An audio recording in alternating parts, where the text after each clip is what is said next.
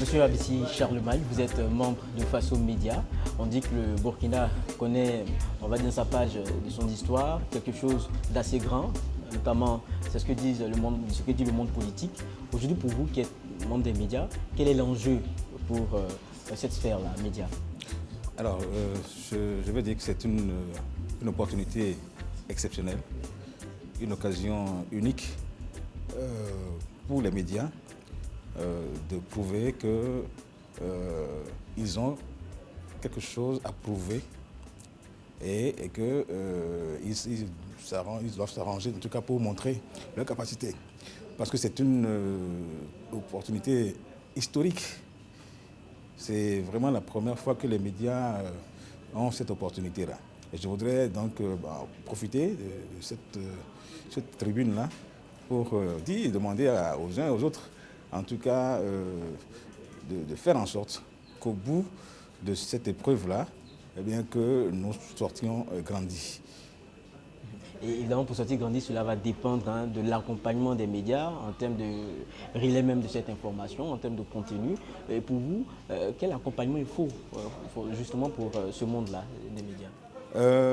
Écoutez, nous sommes déjà pratiquement dans le feu de l'action. Je crois que ce dont nous avons besoin déjà, c'est entre nous-mêmes de nous conseiller et faire en sorte que les plans de couverture que nous allons mettre en place soient vraiment dignes de ce qui se voit ailleurs.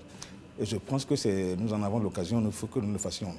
Vous avez évoqué tantôt le projet Faso Média, qui est un projet qui a été mis en place par l'UNALPHA et CFI et d'autres partenaires.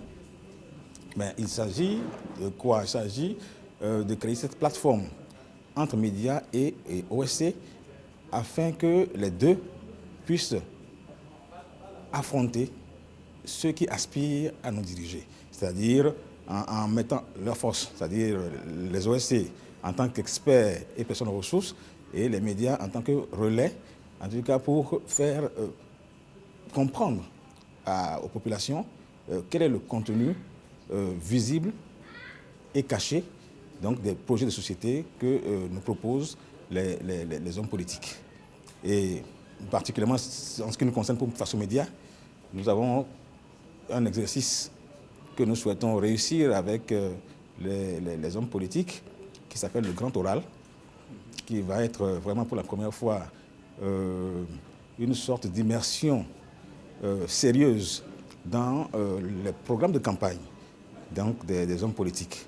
Il s'agira donc de regarder, enfin comme sur ce plateau par exemple, on prend deux candidats pendant 2 heures et on scrute, on passe au scanner leur programme de société. Il ne s'agira pas d'écouter les uns et les autres dire oui, je vais faire ceci, je vais faire cela, mais c'est de dire je vais faire ceci, avec ça, avec celui-ci, avec ceci, ou avec cela et comme ça.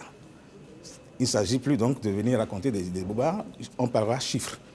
Concrètement, on parlera procédure, on parlera démarche pour que les populations sachent exactement où est-ce que tel ou tel candidat veut nous conduire, quelle est sa vision donc, pour la société qu'il aspire à diriger demain.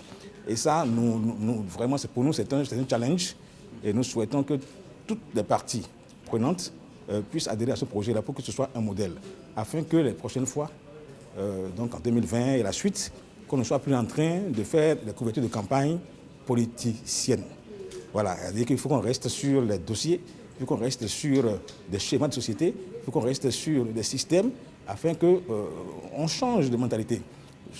J'ai dit au départ que ça demande le formatage du logiciel des hommes politiques.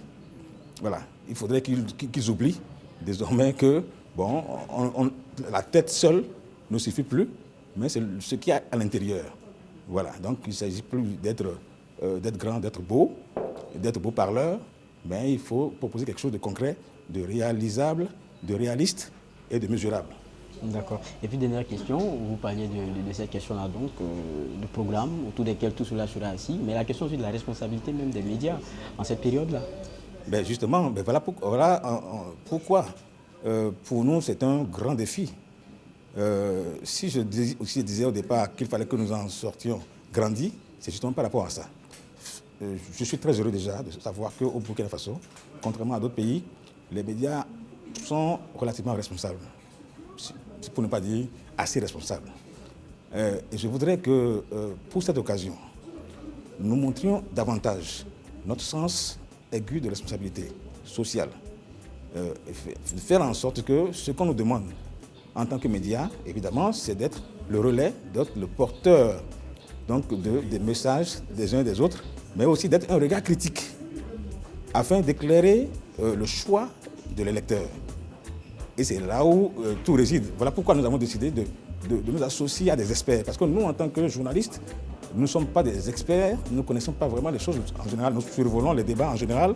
Mais si avec des experts, chacun dans son domaine spécifique, peut nous aider à creuser davantage, je crois que ça permettrait d'élever un peu le niveau du débat politique. Et c'est tout ce que nous souhaitons pour ces élections. Merci.